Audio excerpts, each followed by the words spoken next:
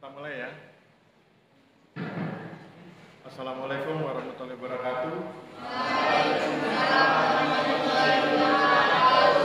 Salam sejahtera buat kita semua dan selamat sore atau selamat siang. Selamat siang ya. Oke, mahasiswa sekalian, hari ini pertemuan kita yang kedua. Untuk pertemuan yang kedua dan seterusnya nanti yang lebih banyak bicara mahasiswa. Jadi saya hanya menambah-nambah sedikit karena Anda sudah diberi bekal, ada videonya dan ada naskahnya ya, ada teksnya. Jadi caranya nanti akan tampil 3 orang mahasiswa. Saya menyebutnya narasumber ya, narasumber 1, narasumber 2, narasumber 3. Dia akan presentasi, dia akan bacakan isi pekerjaannya itu. Nanti narasumber 1 bicara video 1, narasumber 2 bicara video 2, narasumber 3 bicara video 3. Sesudah yang bersangkutan presentasi, kemudian saya serahkan kepada audiens, barangkali ada pertanyaan, komentar atau kritik. Sesudah itu direspon balik. Kalau dia responnya bagus, kita applause. Kalau dia kurang baik, saya akan perbaiki. Sesudah itu kita ganti ke narasumber berikutnya. Sampai kemudian 3, sesudah itu baru saya presentasi. Dan kemudian kita pulang. Mudah-mudahan jam 3 sudah selesai. Sekarang jam setengah 2. Oke. Ya, sekarang siapa di antara Anda yang bersedia sukarela tampil ke depan? Video 1, video 2, video 3. Siapa yang bersedia video 1? Siapa di antara Anda yang bersedia video 1? Angkat tangan. Ada yang bersedia tampil di depan membahas video 1. Tinggal bacakan tugasnya. Kemudian nanti ditambahi sedikit. Ada? Masa nggak ada? Di kelas lain mereka berebut. Begitu dibilang video 1 langsung. Ada? Ayo cepat, biar kita cepat selesai dan cepat pulang. Video 2, ada yang bersedia video 2? Nggak ada. Video 3? Nggak ada. Kalau nggak ada, saya tunjuk ya.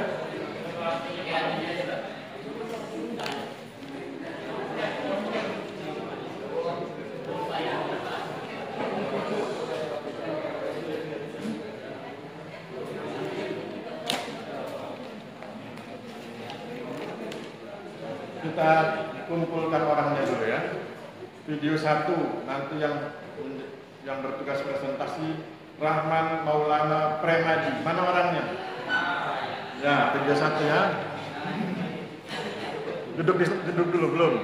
Video 1 Rahman. Video 2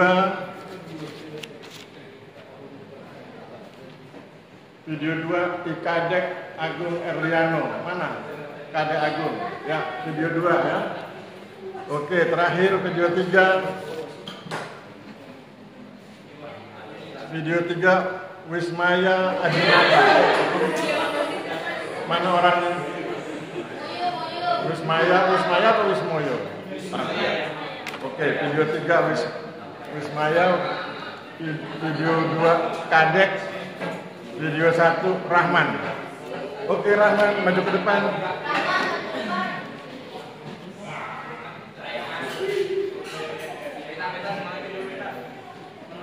Yang lain mohon perhatikan dan kemudian nanti beri komentar ya.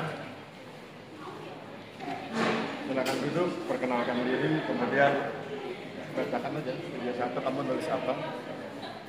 Perkenalkan diri kamu umum atau apa? Nanti sebutkan SMA dan kabupaten ya. Silakan. Selamat sore teman-teman.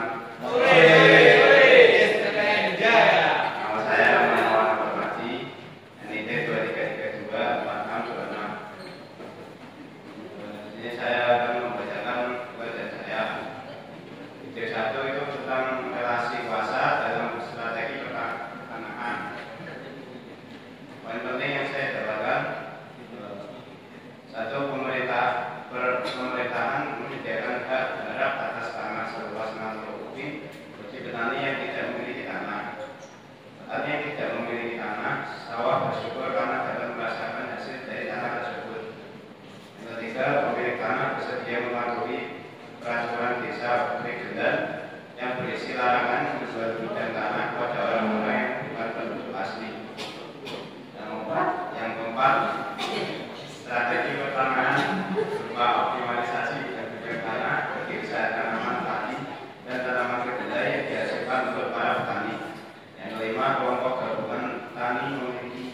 peran untuk memperkokoh dalam mengambil keputusan dalam relasi kuasa. Ya, itu pekerjaan saya. Ya, oke, siapa di antara Anda yang berkenan komentar? Ya, berdiri Mas. Sebut namanya ya. Sebut namanya. Nama saya Ika Musafika Bani. Dengan NIM 23324613 ingin bertanya Pak. Ya. Yang dalam strategi pertanahan yang ada di Desa Prigelan kan dimintai apa? 60 ubin, 60 ubin. kubik ya. Ubin. Yang diminta untuk apa? Hak garap untuk petani. Apakah pertanyaan saya apakah ada kemungkinan konflik yang mungkin timbul antara pemilik lahan yang menyerahkan hak garap dengan petani yang menerima hak garap atas tanah, dan bagaimana pemerintah Desa Prigelan mengelola konflik tersebut? Ya, oke, silakan narasumber. Kita kasih dia ya, kan dia narasumbernya. Saya kan hanya asisten ya.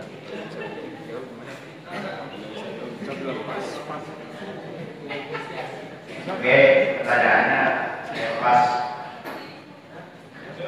dulu. Saya tidak bisa jawab.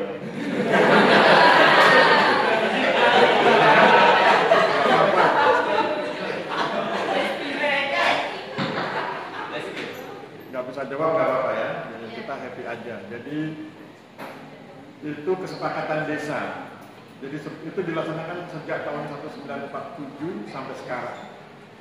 Jadi 2 tahun sesudah Indonesia merdeka, masyarakat desa itu rapat, itu hasil rapatnya bahwa pemilik tanah luas akan menyerahkan sebagian tanahnya dalam bentuk yang diserahkan itu hak garap dan bukan hak milik. Tapi jadi tanah itu tetap milik yang bersangkutan, tetapi hak garapnya diserahkan pada desa, kemudian pada desa diserahkan kepada masyarakat, kepada yang tidak punya tanah, dan yang tidak punya tanah dapat 60 ubin. Itu tidak terjadi konflik karena memang kepala desanya pintar membuat masyarakatnya itu paham bahwa itu untuk kepentingan bersama. Mereka yang memperoleh hak garap itu punya kewajiban. Kewajibannya itu ronda malam, jaga malam itu. Jadi nanti setiap hari ada yang jaga, yang menerima misalnya ada 70 kepala keluarga dibagi Senin, Selasa, Rabu, Kamis, Jumat, Sabtu, Minggu sampai Senin lagi, sehingga tiap malam ada yang jaga malam. Dan kemudian yang menerima hak garap punya kewajiban yang kedua, yaitu kerja bakti. Kerja baktinya itu memperbaiki jalan dan memperbaiki saluran air serta fasilitas sosial lainnya. Sedangkan yang pemilik tanah tidak punya kewajiban kerja bakti.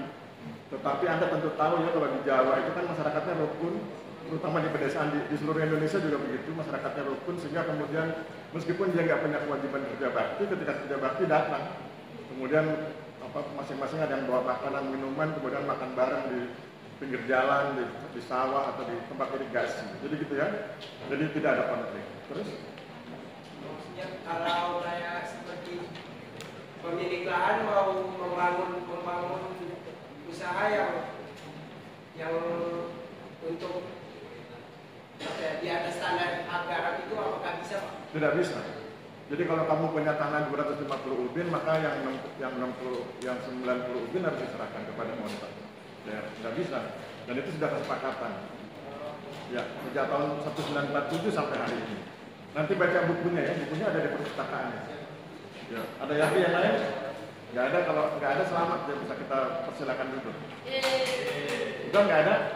Oke, aplaus buat narasumber kita.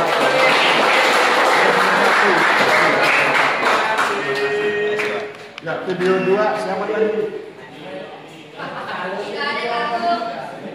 Oh, Kadek ya.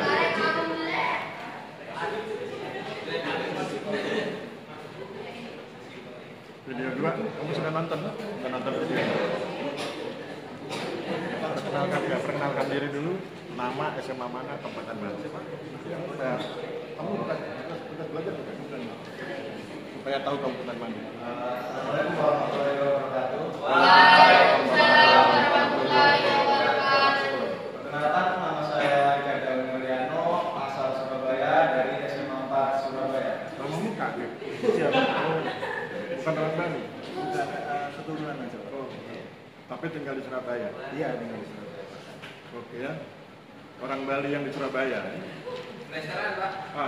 Blasteran atau blasteran? Ya, kita dengarkan ya. Baik, di sini saya akan membacakan tentang video 2 tentang restorasi peran aktor pertanian di Kabupaten Ponorogo. Yang saya dapatkan dari materi tersebut, yang pertama ada restorasi peran aktor pertanian adalah upaya untuk memperkuat posisi aktor pertanian dalam proses pengambilan keputusan dan pelaksanaan kebijakan pertanian. Yang kedua, aktor pertanian yang dimaksud adalah pemerintah, petani, dan masyarakat adat.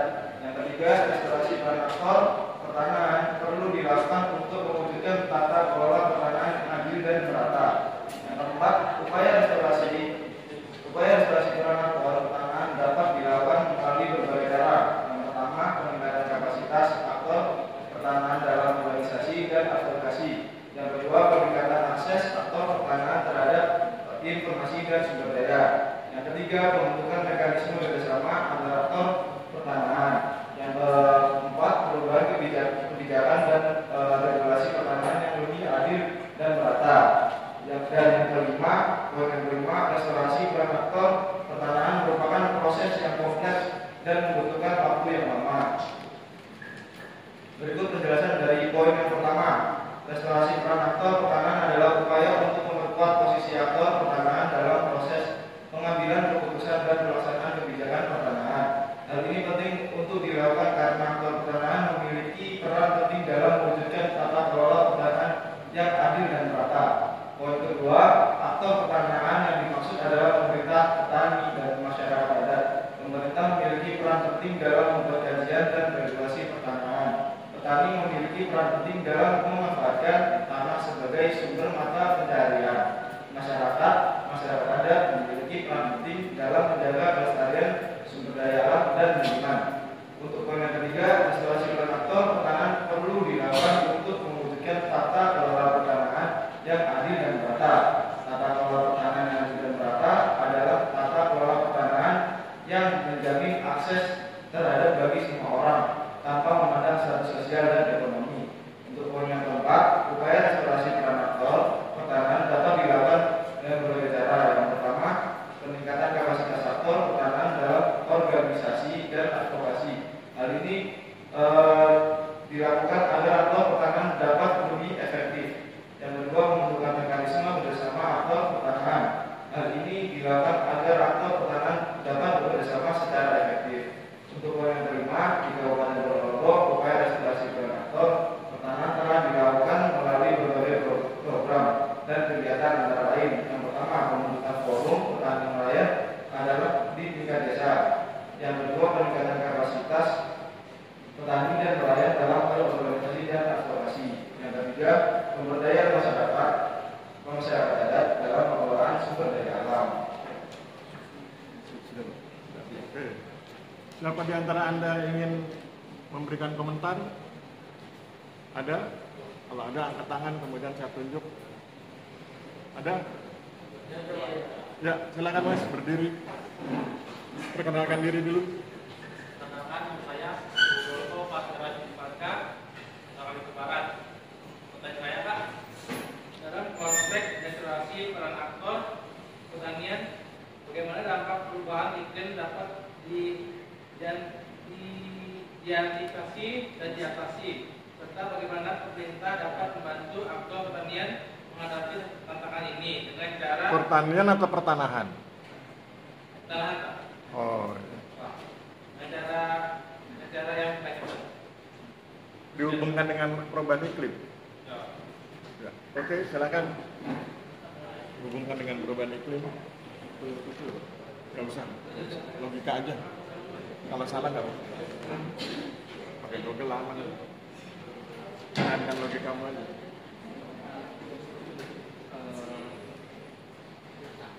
Maaf, Mas Ibu bisa diulangi pertanyaannya. Coba intinya aja langsung. Gimana? Intinya bagaimana dampak perubahan iklim dapat diantisipasi dan diatasi, serta bagaimana pemerintah dapat membantu aktor pertanian menghadapi tantangan ini. Santai. Perubahan iklim. Ya, mainkan logika. Perubahan iklim. Perubahan iklimnya, cara mengantisipasi perubahan iklim. Nah, itu. Cara mengantisipasi perubahan iklim dalam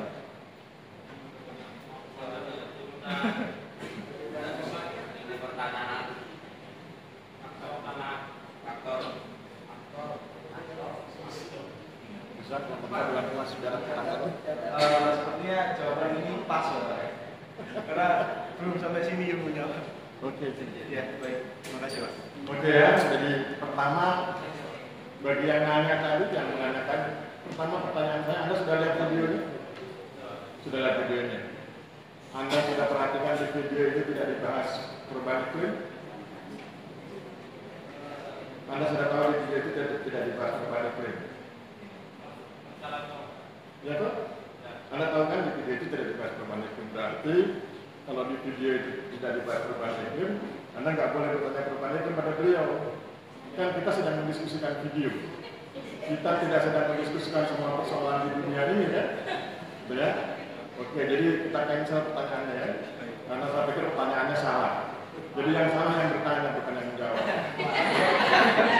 Kemudian saya ingin cerita aja. Saya ingin cerita tentang peristiwa di restorasi atau pertanahan. Mengapa kemudian muncul kata restorasi? Kalau Anda dengar kata restorasi, jangan bayangkan restoran.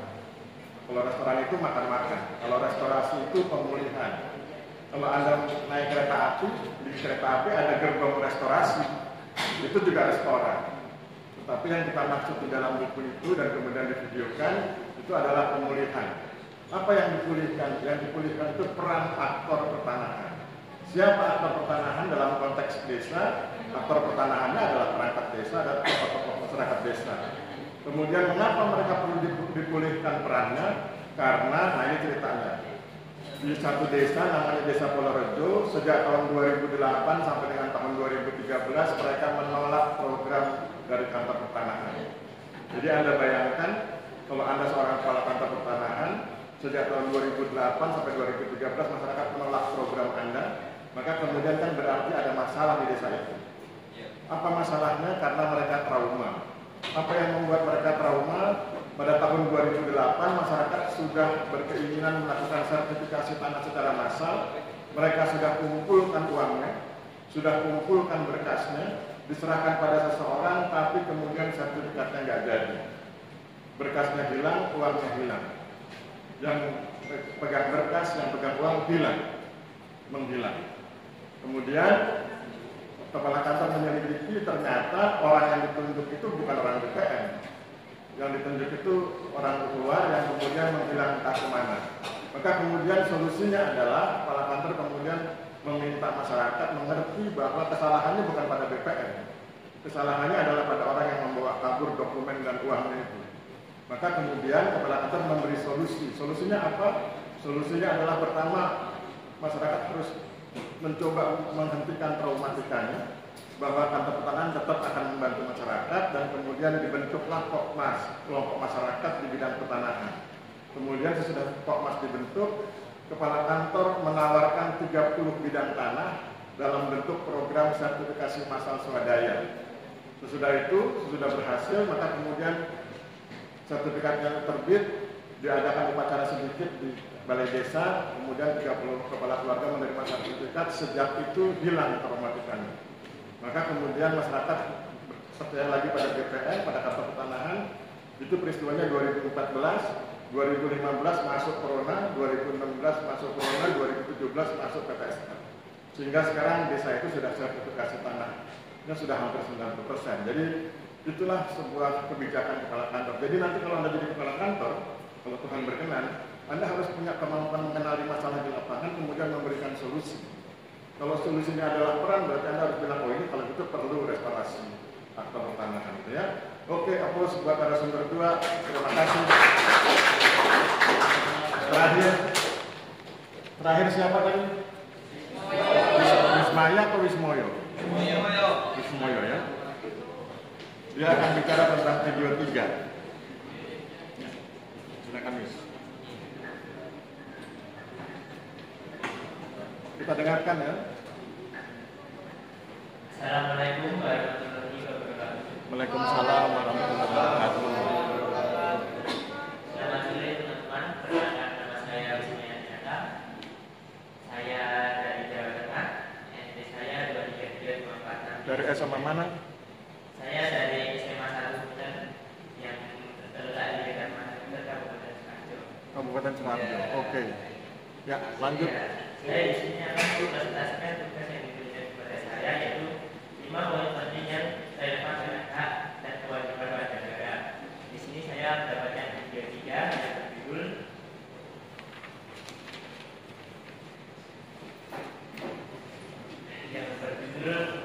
tanah hutan rakyat.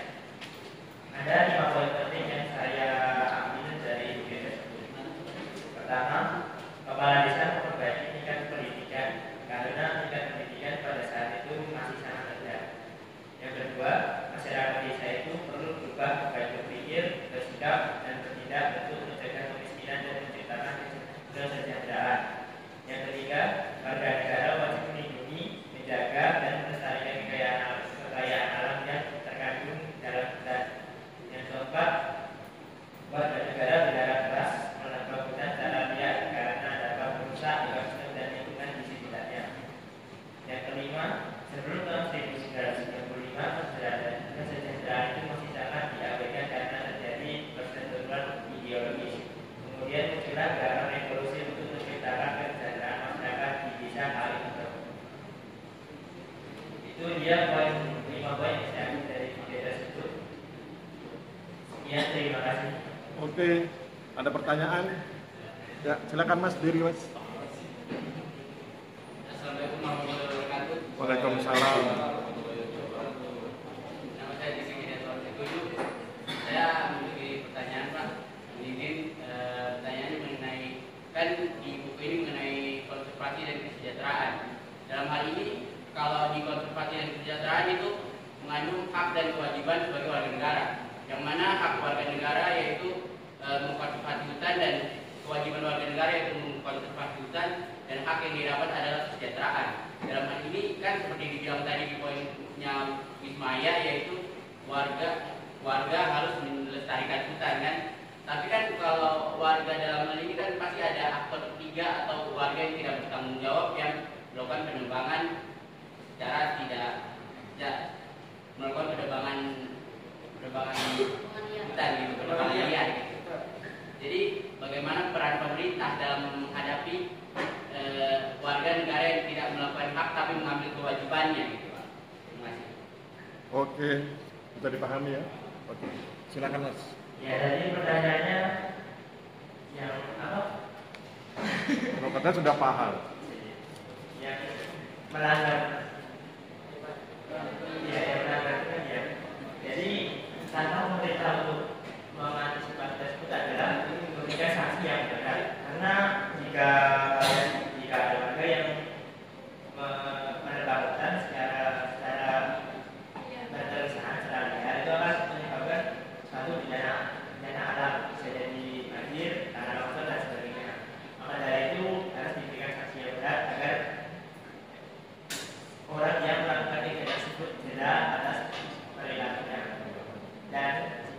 Dan sebelum kejadian mungkin pemerintah dapat memberikan sosialisasi untuk menyadarkan warga betapa pentingnya ekosistem hutan tersebut. Karena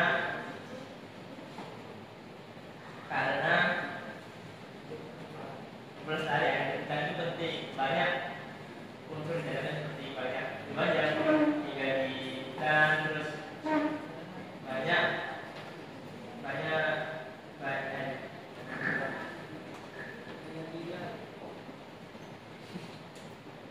banyak fungsi dari pohon-pohon tersebut seperti menghasilkan oksigen yang kita butuhkan juga. Yang jawaban dari saya. Oke, ya. Saya tambahkan ya. Pertama yang harus Anda ketahui adalah, jadi itu kan hasil penelitian saya ya di Desa Kalimendong. Yang pertama perlu Anda ketahui bahwa di Desa Kalimendong itu ada 2 jenis hutan. Hutan pertama hutan negara, itu yang dikelola oleh perhutani. Hutan kedua hutan rakyat yang dikelola oleh rakyat. Yang hutan negara berarti berdiri di atas tanah negara, diawasi oleh perhutani dan dijaga ketat oleh polisi kehutanan. Jadi pengalaman hasil penelitian saya menunjukkan bahwa tidak pernah ada yang berani menebang pohon di hutan Kalimendong, di hutan perhutani, karena ketat sekali penjagaannya oleh polisi hutan itu. Kemudian bagaimana dengan yang hutan rakyat? Yang hutan rakyat itu awalnya tanah itu tidak dihutankan, tetapi dibiarkan semak belukar begitu, tapi kemudian oleh kepala desa dianjurkan untuk dihutankan. Yang ditanam adalah albasia. Jadi itu di tanah hutan rakyat, jadi nggak boleh orang lain menebang pohon di tanah orang lain kan begitu ya. Maka kemudian itu dijaga oleh masing-masing pemiliknya dan ditanami albasia. Albasia itu baru bisa dipanen setelah berusia minimal 8 tahun. boleh lebih, tapi kalau kurang dari 8 tahun nilai komersialnya rendah. Nah, bagaimana kalau dia butuh uang? Padahal baru bisa dipanen 8 tahun. Kalau dia butuh uang, maka Kementerian Kehutanan menyediakan kredit, namanya kredit tunda tebang. Nah, nanti dibayar ketika panen albasia. Kemudian bagaimana dengan penghidupan sehari-harinya, pendapatan sehari-hari diperoleh dengan menanam salak di sela-sela pohon albasia. Salak itu bisa dipanen hampir tiap hari, kemudian bisa diolah untuk berbagai macam cemilan dan segala macamnya, untuk buah dan segala macam. Nah, itu caranya kemudian membangun kesejahteraan. Jadi masyarakat disejahterakan dengan cara pengelolaan hutan albasia dan budidaya salak. Kemudian tanah dikonservasi karena tanahnya itu berlereng. Jadi kalau Anda punya waktu, nanti kalau piknik, coba main pikniknya ke arah Wonosobo dan ke Dieng, itu kan tanahnya rata-rata berlereng curam ya, jadi kemudian butuh dihutankan. Sehingga kemudian Anda bisa lihat sambungan antara kesejahteraan dengan konservasi. Perlu dikonservasi agar tidak ada bencana alam, dan perlu sejahtera agar kemudian masyarakat bisa menghidupi dirinya, gitu ya. Oke, saya pikir cukup. Aplaus buat narasumber 3. Terima kasih. Ya. Oke, sekarang giliran saya presentasi ya. Anda lihat di WA Group. Di WA Group itu saya sempat posting tulisan berjudul Hak dan Kewajiban Warga Negara. Tulisan itu saya maksudkan untuk memudahkan Anda membuat tugas sebetulnya. Jadi kalau Anda buat tugas, lihat tulisan kan menjadi lebih mudah. Anda bisa lihat misalnya hak warga negara itu apa saja. Ada hak asasi manusia, ada hak politik, ada hak sosial ekonomi termasuk kesejahteraan, ada hak hukum, setara dalam hukum. Kemudian ada kewajiban. Kewajibannya saya tulis 2, wajib memiliki tanggung jawab terhadap negara dan wajib untuk berpartisipasi dalam proses demokrasi. Kemudian saya jelaskan juga buku-buku yang dibahas. Yang video pertama membahas buku tentang relasi kuasa dalam strategi pertanahan, video kedua membahas buku restorasi peran aktor pertanahan, dan buku ketiga membahas tanah hutan rakyat. Sekarang coba Anda lihat PowerPoint yang baru saja saya kirim tadi, pertemuan 2 PPKN, hak dan kewajiban warga negara. Silahkan diklik. Sudah? Oke, jadi judul PowerPoint itu pendidikan keluarga negara, hak dan kewajiban bela negara, dan hak dan kewajiban warga negara. Saya ingin mengingatkan Anda ada 3 istilah yang perlu Anda ketahui, yaitu penduduk, rakyat, dan warga negara. 3 istilah ini bisa melekat pada Anda sekaligus. Jadi Anda adalah penduduk, dalam hal ini penduduk Sleman, dan karena Sleman itu berada di Indonesia, berarti Anda adalah penduduk Indonesia. Anda disebut penduduk karena Anda adalah orang yang bertempat tinggal di suatu wilayah negara tertentu. Jadi Anda tinggal di Sleman, Anda berada di wilayah negara di Indonesia, berarti Anda disebut sebagai penduduk Indonesia. Anda juga bisa disebut sebagai rakyat karena Anda tunduk pada pemerintah Republik Indonesia. Kan kalau Anda tidak tunduk, Anda ditangkap polisi ya, kalau Anda bikin macam-macam gitu ya misalnya. Kemudian yang ketiga, Anda adalah warga negara karena Anda adalah anggota dari suatu negara. Kalau warga negara asing yang kemudian melakukan naturalisasi jadi warga negara Indonesia, mereka punya surat keterangan. Tapi kalau Anda kan nggak perlu, cukup dengan KTP ditulis warga negara Indonesia. Ya. Jadi itu 3 istilah yang bisa melekat pada Anda sekaligus. Anda adalah penduduk karena Anda tinggal di wilayah tertentu. Anda adalah rakyat karena Anda tunduk pada pemerintah negara tertentu, dalam hal ini Indonesia. Dan Anda adalah warga negara karena Anda adalah anggota negara Republik Indonesia. Kemudian yang selebihnya nanti Anda baca sendiri karena kita pengen cepat. Yang ingin saya sampaikan adalah di slide ke-10. Anda lihat slide ke-10 tentang hak asasi manusia. Cakupan hak asasi manusia. Jadi kalau bicara tentang hak asasi manusia itu luas sekali. Ada segala hal dari mulai asasi pribadi, hak asasi ekonomi, hak politik, kemudian hukum, sosial budaya, dan peradilan. Jadi segala macam. Nah tadi di kelas-kelas yang lain saya cerita tentang gaya atau perbedaan antara kita dengan sahabat-sahabat kita di Amerika Serikat dalam konteks hak asasi manusia. Contohnya adalah Kalau Anda di Indonesia, kalau ketemu kawan lama, kemudian Anda bilang, halo apa kabar? Kemudian Anda bilang, sekarang kok kelihatan kurus? Atau halo kok sekarang kelihatan gemuk? Di Indonesia kan hal seperti itu biasa ya. Tapi kalau Anda bertemu dengan sahabat dari Amerika Serikat, hati-hati karena di sana itu bagian dari penegakan asasi manusia. Tindakan Anda menyebut kok tambah kurus, kok tambah gemuk, itu bisa dimaknai sebagai body shaming, menghina bentuk tubuh. Dan itu bisa diajukan ke pengadilan dalam bentuk gugatan, dan Anda bisa disidang dan risikonya bisa dipenjara atau kemudian bayar denda. Jadi untuk hal yang bagi kita mungkin biasa, bagi negara lain mungkin berbeda, menjadi serius. Kemudian Anda lihat yang nanti yang lain Anda baca sendiri. Yang terakhir sebelum kita bubar, saya ingin perlihatkan Anda di slide terakhir yang tulisan terima kasih. Dan ya, ini saya selalu sampaikan ke semua mahasiswa saya. If you can dream it, you can do it. Jika Anda mampu memimpikan itu, maka Anda akan mampu mengerjakannya. Kalau Anda mampu memimpikan menjadi kepala kantor wilayah BPN Provinsi X, maka Anda besar kemungkinan mampu mengerjakan. Kalau Anda mampu memimpikan kepala kantor, besar kemungkinan Anda mampu mengerjakan. Kalau Anda mimpi jadi pengusaha pertanahan, bisa. Kan contohnya saya kan tukang fotokopi yang mimpi jadi dosen, nyatanya bisa. Sekarang asosiat profesor. Kalau Anda ngomongnya di tahun 81, nggak mungkin. Tapi kalau sekarang ngomongnya tahun 2023, it's mungkin. Ya. Jadi saya pikir begitu. Saya pikir Anda harus siapkan mimpi Anda dan kemudian laksanakan dengan baik. Sebagai sahabat, sebagai dosen, saya akan bangga. Saya bilang, yes Tuhan terima kasih kalau kemudian mahasiswa saya sukses. Saya pikir cukup begitu ya. Sudah azan, kita akhiri. Mudah-mudahan nggak ada yang tanya. Ada yang tanya? Nggak ada. Pasti dimarahi kawannya kalau tanya ya. Oke, saya akhiri. Wabillahi taufiq wal hidayah. Wassalamualaikum warahmatullahi wabarakatuh. Salam sejahtera buat kita semua. Terima kasih dan selamat sore.